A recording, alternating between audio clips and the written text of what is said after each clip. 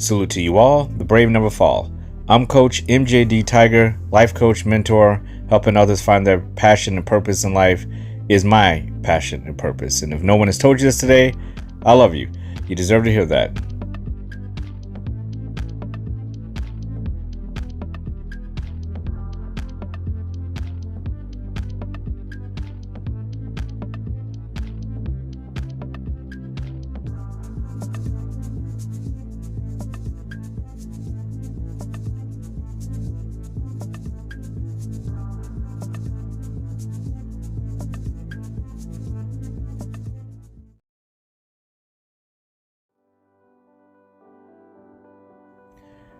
What one day takes away, the next will offer something new.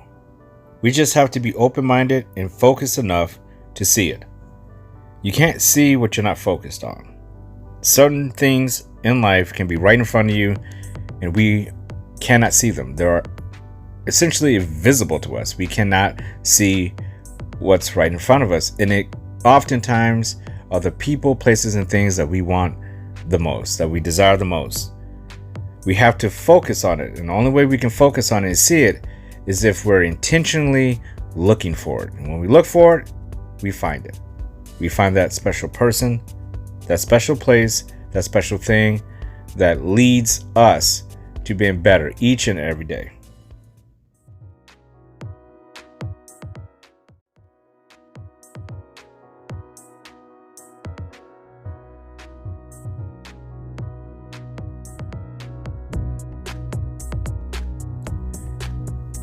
The book recommendation I have to share is Extreme Ownership by Jocko Willink, another one of my unofficial mentors in life. This book is great for two reasons. One, it's kind of an unofficial biography of Jocko Willink's time in his military service as a Navy SEAL and what he went through being deployed, but how all of the things that he learned with being in the military, a Navy SEAL, applies to everyday practical things that we do in life. And this book focuses on team dynamics, business, leadership, and how we can't succeed in any of that without accountability and ownership. And that's what this book is about. Extreme Ownership is a must read if you're looking to be a better leader, mentor, and overall a better person.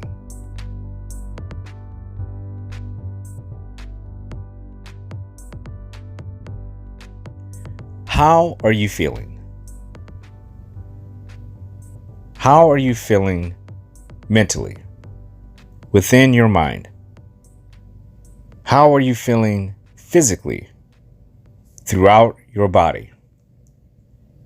How are you feeling emotionally, within your heart? How are you feeling spiritually, throughout your soul? These are things I ask myself daily when I wake up in the morning, throughout the day, and before I close my eyes every night for peaceful, powerful sleep. I encourage you in this moment, take a moment for yourself. Take a moment of silence and ask yourself, how are you feeling mentally? How are you feeling physically? How are you feeling emotionally? And how are you feeling spiritually? How are you feeling?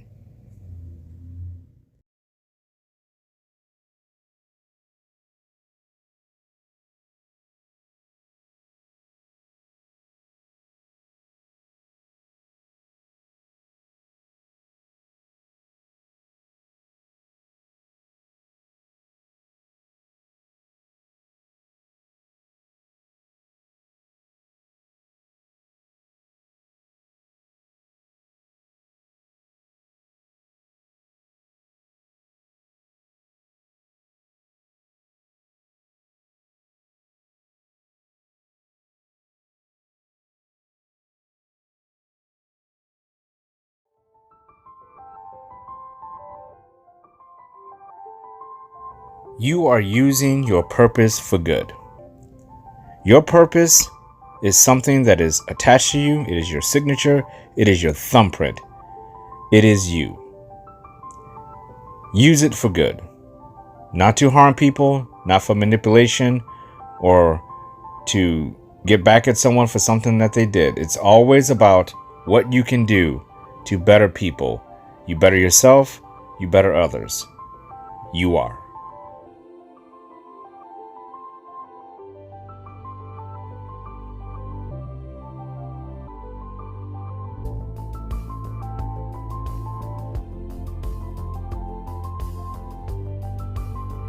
Visions, Episode 5, Commitment to Reality, Not Limitations. We'll start with limitations, because that is something that each of us deal with every single day because we can't control it. Every human being have limitations. We know that. And that could be a woo-woo mindset thing where we say there are no limits. For me, I truly believe if you can get yourself into the mindset that there aren't limitations for yourself, that you can do anything, it will just get you closer to what you believe you cannot do. But of course, there are limitations. As human beings, we cannot fly without the use of a vehicle. We can't hold our breath forever. We cannot live forever.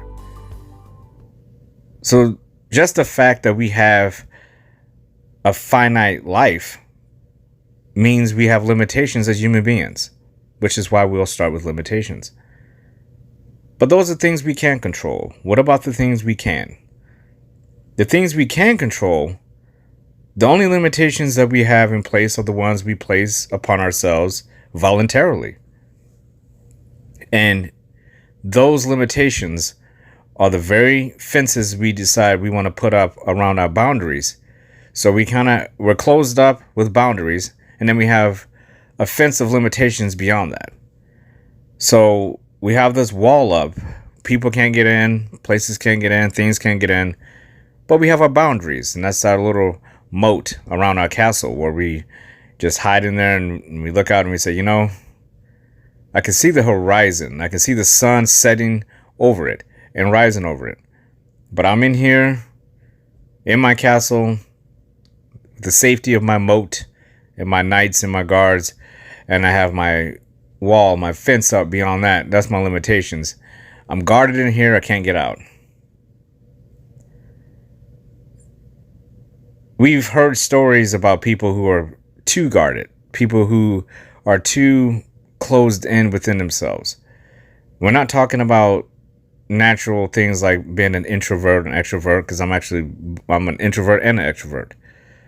But we're talking about self-imposed limitations. We're talking about self-imposed personal imprisonment of who you are. So if we're self-imposing restrictions and limitations upon ourselves as individuals, what expectations do we have that other people aren't going to take that narrative and run with it? So while we're guarding the castle, we can't go down and do anything with the repairs that happen with the boundaries and the fences that we put up. We rely on other people to maintain that for us. No, we have to come out of the castle. You have to come down. You have to see what is weak points in the fence. We have to find out what we can build upon the boundaries that we have for ourselves. There's nothing wrong with boundaries. There's nothing wrong with fences. We use them in a helpful, positive way to protect and have security to get through life. That's pretty normal. Everybody does that. Making a commitment to your security in life, there's nothing wrong with that. That is very healthy. But we also have to make a commitment to reality. And that's where a lot of the limitations we have can be skewed, because we have unrealistic expectations on what our defenses, what our boundaries, what our limitations actually are giving us. We always talk about the blueprint. The Brave Never Fall, we talk about building a draft, charting the course ahead of time, knowing where you're going to go as far as a navigation system. We can know things before we set out on a journey. And it's the same way with building anything in your life. You have to have a blueprint so you know what to build. And if you are already writing in inadequacies and failure into the blueprint, and then you build it anyway, what does that say? Let's really think about this. You have an opportunity to create something from scratch, blank canvas. You get to start over. Let's say you had already had something and you've lost it and you're rebuilding something. It could be anything from relationships to a new career to a new church. We know all about these things. I mean, even new family members. It's time to build something from scratch.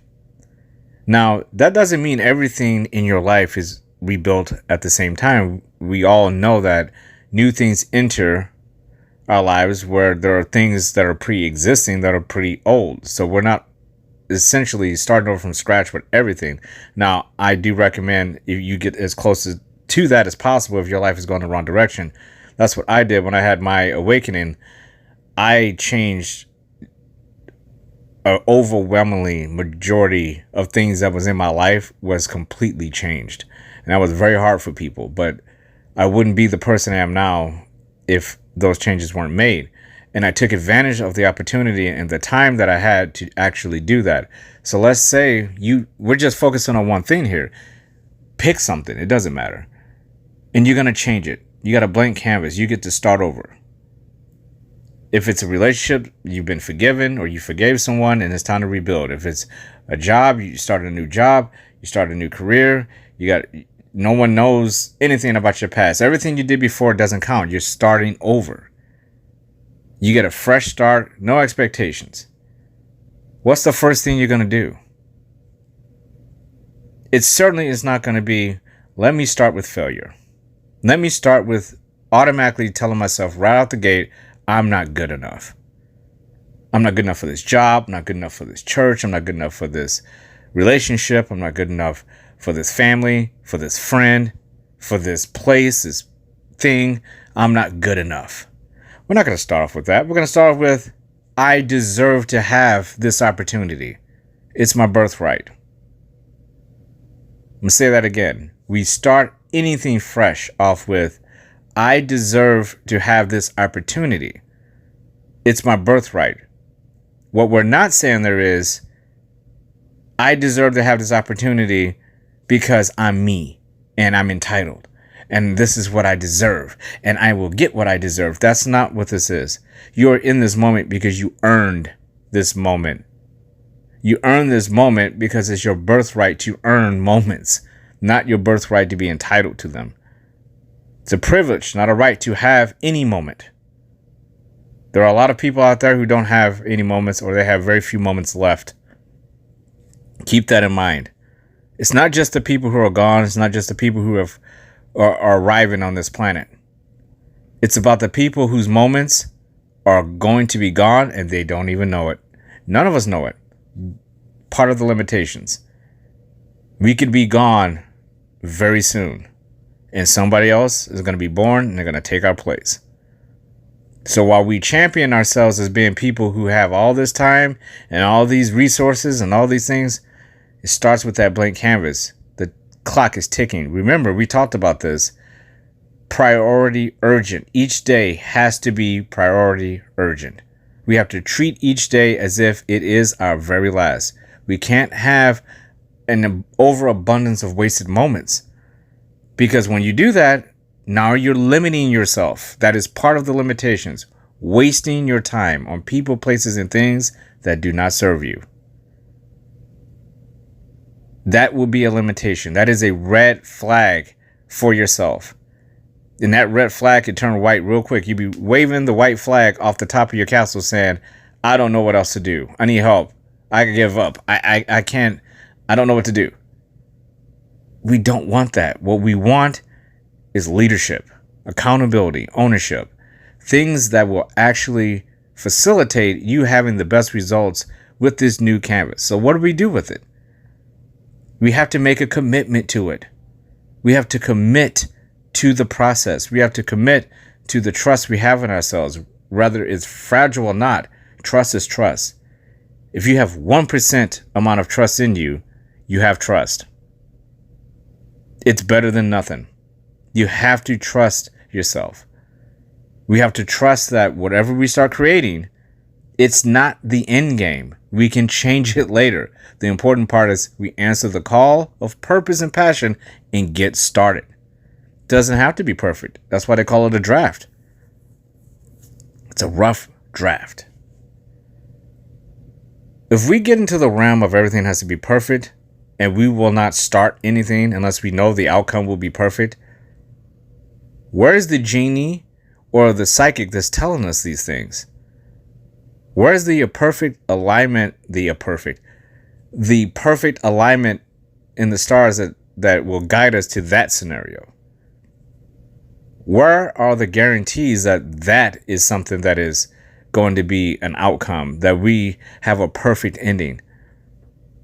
You know, there's a lot of things that happen in life where we don't commit to the full process of things and we give up way too early. There's people out there who say, you know, this process ended too fast. You hear all the time, somebody will get fired from their job and they say, well, I didn't even get a chance to prove myself and I got fired. You see someone at a church and they're asked not to come back for whatever reason. They say, well, I didn't even get a chance to really get to know everyone. You're judging me. You be in relationships. I didn't even get a chance to show you what I could overcome or what I could do. You jettisoned me. These are things in life we have to deal with.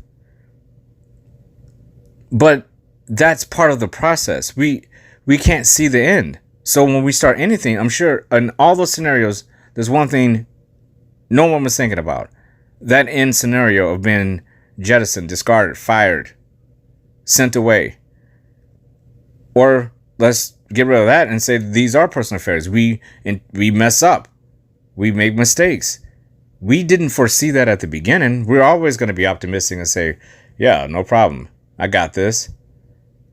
Until it happens over and over and over again and there's failures. And now all of a sudden, this new opportunity arises as a blank canvas and we're hesitant because we know previously we failed. We failed because it was our fault, and other times we failed because it wasn't our fault. We failed because we were out of control, and we failed because we couldn't control things, but we failed. And now we're in a fearful state, so what do? We start putting up boundaries, which is fine, and we start putting up limitations, fences around us, which may not be so good if the wall is so high you can't see over it. Now you're blocking out the sun. It's dark inside of your kingdom, so to speak, because you're so afraid of being attacked by people, places, and things that we end up overboarding the whole thing. Everything is just overloaded and overboard with protection, safety, and security. We need reassurance. We need all these things from these people, places, and things. But we sit back and we say, well, I want all that to happen, but I don't want to play a part in it, because if it happens again, I don't want to be the one that says I screwed up again. I want to be the person that says, well, I didn't get a chance to do this and I didn't get a chance to do that. You let me go too early. It's a commitment to the process. Those things could happen whether we like them or not. And if we don't start the process, how can we fail at it? There's a lot of people who say they fail at things that they've never even started. They've already assumed they will fail. They've already gone through their brains. I can see the trajectory. I'm going to fail. And you say, well, how do you know you're going to fail? You haven't even made a commitment to your own reality yet.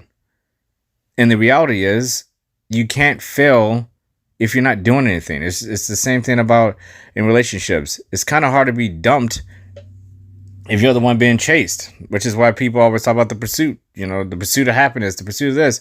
It's hard for things to end when you're constantly in motion. So motion is key. What's another word for motion? Momentum. Momentum is key. And you can't get momentum if you're standing in the castle with your red flag in one hand and your white flag in the other one, and you're choosing which one you want to wave up at in any moment because you don't know what to do. You're waiting for a knight in shining armor or the beautiful princess or whichever one you want is going to come into the kingdom and change your life. But that is not reality. That is a fantasy. The commitment to reality is about trusting the process of what you know you can control in each moment.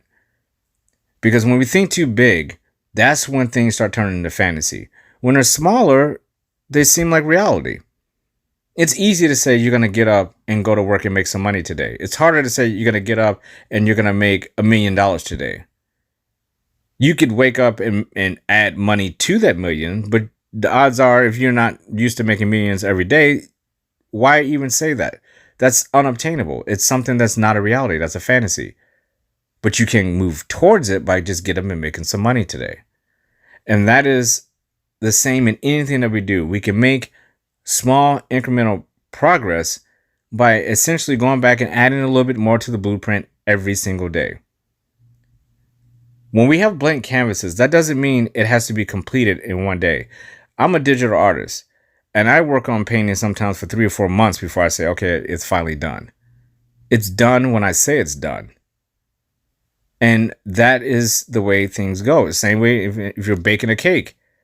The cake is done when it's done. You can't take it out too fast, and you can't cook it too long. Because if you take it out too fast, it's not cake. If you cook it too long, it's burnt cake. So it's still not cake. It's inedible. You can't eat it. So this is where we're at in life. We can only control what we can control. We have to look at what we have in front of us. And if something's not ready yet, then we can't start initiating it. And if something is long overdue, we can't just keep walking in that direction. We got to eventually say, okay, stop. What is going on here? And we course correct. That doesn't mean, course correction does not mean quit. And this is another thing, going back into the process and trusting ourselves. A commitment to reality is also the commitment that things will inevitably go wrong in relationships and people, places, and things. Family members, friends, all these things that we have to deal with every single day, things will go wrong. And unfortunately, we live in a world, we talked about this in the previous podcast, where everything is super fast and we want things right now. So if something goes wrong, well, there's got to be something better out there. Let me just get rid of this thing, go get the new better thing. And then the new better thing turns out to not be so great. And again, we talked about human nature is always, the grass is always greener somewhere else, but it's greener where you water it. And that is another way of just saying, stay in the moment. Make a commitment to your reality in this moment. And in this moment, what is your reality? And that is the thing. Those are the moments, that we can actually make an impact, because we can actually control something in these moments. We feel out of control when we try to control moments that are past and are too far away to even really get a grasp on what can happen. And then the moments that we can make decisions right now, we tend to overlook them. Again, it's that it's right in our face, but it's so close in our face we can't see it. The answer is right in front of you. That person is right in front of you. The place is right in front of you. The thing is right in front of you, and you can't see it because you're looking too far ahead, or you're turning your head and you're not looking at it at all. You're looking behind. You're looking to the side. You're looking everywhere, but what is right in front of you? It's right there. All you have to do is make a commitment to your reality in this moment and look right in front of you. What do you have? What do you have to work with? Is it serving you in a way that is making you have peace and joy and happiness? And if it's not, then you can move on from it. But you have to acknowledge it. We have to be aware in moments. I talk about clarity a whole lot. It's something that I'm huge on. That might be my word for this particular year in 2022 is clarity. Because when you have it, you're able to see things right in front of you in high definition. And then all that requires of the next moment is not taking it for granted. It's if that person is in front of you, you're not taking them for granted. If that special thing is in front of you, you're not taking it for granted. If that special place is in front of you, you're not taking it for granted. You're saying, I recognize all the blessings and gifts I have from this person, from this place, from this thing. And I refuse, just because it's not perfect, to give it up, because I believe the grass is greener on the other side of the limitation fence that I put up for myself.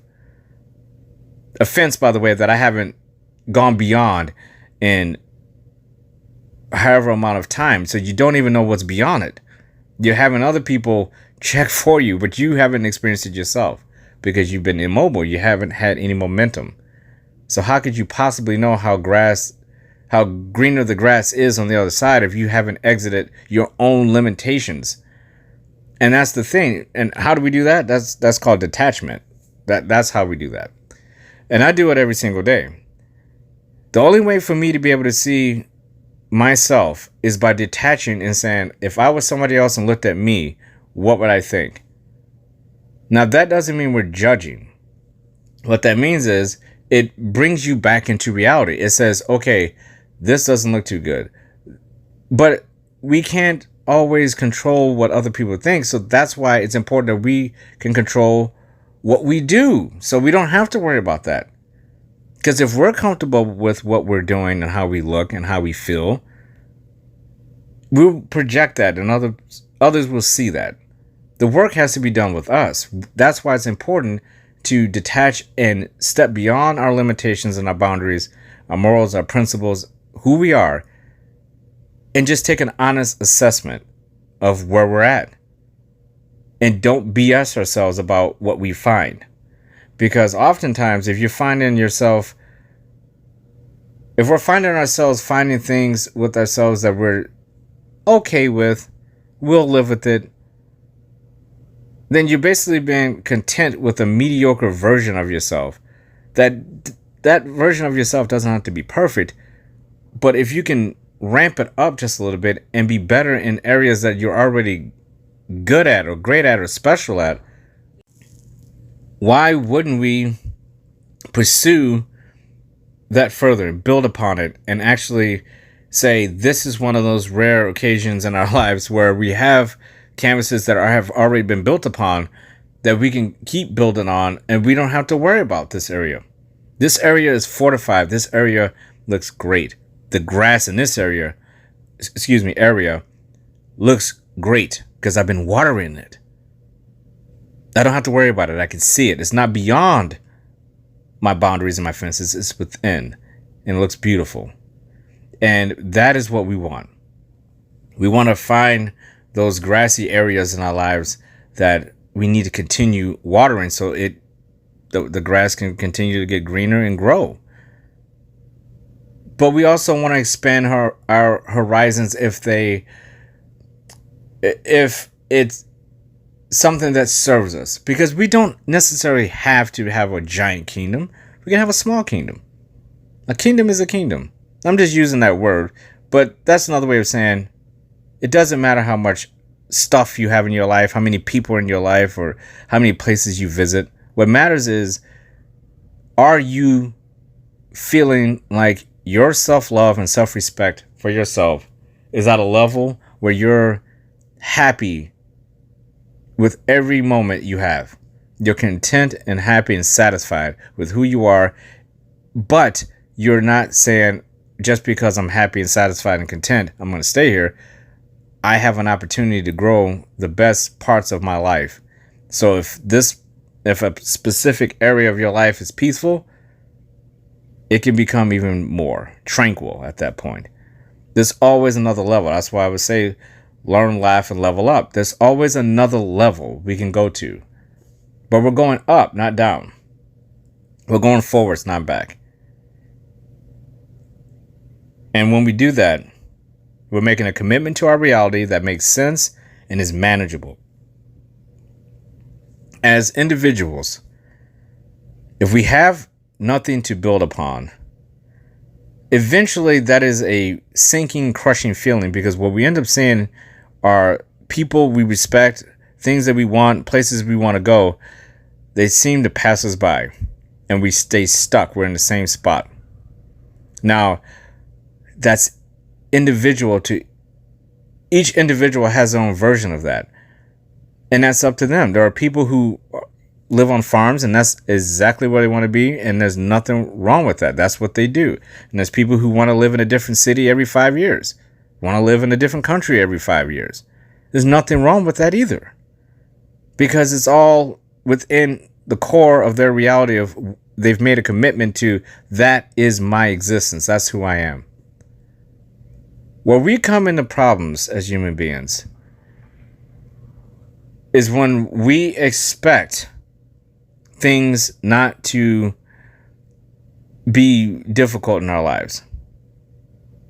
When our realities start turning into unrealistic fantasies about things going a certain way, and when it doesn't happen the way we envisioned it, we start to lose hope. Instead of saying, something went wrong here, and I just have to figure out what it is. I was on the right path. I trusted myself. I just have to get back to here. And suddenly when we do things like that, and I can speak for it because it's happened to me and it's continuing to happen to me. When I want something or someone or want to be at some place, I trust myself I'm going to get there no matter what is happening around me, because that is my process. And sometimes I have to go through a storm, but I always get there because I trust the process. I trust myself enough to know when I have a goal, something is going to happen along the way that I didn't expect. I will not be surprised by it, but it will not prevent me from getting to my goal. I just have to take, as we talked about in the last podcast, I have to readjust my navigation system, my internal navigation system, and just take a different route. I got to go around this detour, this landslide, this avalanche, whatever it is, this storm, but I am going to get to my goal with or without the issue in front of me. And a lot of times, most of the time, if that issue in front of you is bad enough, once you get to your goal, it's better than you ever envisioned, because you didn't envision being that strong, being stronger than you thought you would be, more knowledgeable, more in tune, more in balance when you got to the goal, because you couldn't envision the issues that were going to happen. But they happen. They will happen. And that is the whole point. It's about enduring and being able to overcome, mentally overcome, spiritually overcome, physically overcome, emotionally overcome the trials by fire, the volcanoes, the mountains in front of us. To get back to that valley, that tranquil, peaceful valley, we have to go through mountains and volcanoes. We have to endure something that we did not expect to happen. And we have to make a commitment to us potentially having to do and endure alone. The people that we count on the most, the people that we thought will never leave us eventually, again, we talked about this. Anybody can leave this planet at any time. And the people that we need, quote unquote, the most in our lives, when they're gone, how are we going to be able to move forward confidently and reach our goals if we don't trust ourselves to get through, again, those mountains and volcanoes that we cannot see? And I've learned the hard way, the very, very hard way, of having a plan in place with my life when my father was alive. And when he was no longer here, it changed my life in a way where I couldn't envision my life at all without him being here. Even though I still had my mother, I still had family members, I still had air in my lungs, I could not, because in my brain, in my heart, I had already mapped out my entire life with him in it. And when he was gone, I had to figure it out. Our realities do not come with a commitment of allies. It doesn't come with a commitment of security from outside places and things. It comes with a commitment that you will face something, someone, someplace, and you will be forced to either understand that what you have is something you should be grateful for, or something you need to jettison to grow. Those are moments I call the crossroads moments, beyond the threshold crossroads moments, where you're at the point of no return, where you have to keep people, places, and things in your life that serve you, no matter how hard they get. If at any point in time they brought you peace and joy and happiness, those are the things you don't start over with. Those are the things you build upon. Jettison anything that doesn't serve, that brings you complete negativity, complete darkness, a lack of hope. That is what I mean by jettison. And a commitment to reality, to your reality, to our reality, is a commitment to, we will face and overcome what we have to, but when we have a new beginning, a new genesis, and we can start over, we should have learned enough to know that there are things that we have to change, and people we have to get rid of, and places we have to exit places we have to exit. But we also have an opportunity to build new things and build upon them with what we've learned, and appreciate those who are around us that will not be around us forever. Appreciate the things that serve us that we are not guaranteed and privileged to have our entire lives, and appreciate the places we visit that bring us happiness and peace and joy. It's about being grateful. A commitment to reality is about being grateful in the moment for everything we have, and knowing it's our birthright to be able to change what we don't need in our lives, what doesn't serve us any longer. That is your birthright. But we have to get rid of our self-imposed limitations. And if no one has told you this today, I love you. You deserve to hear that. Salute to you all. The brave never fall. We rise and maintain balance.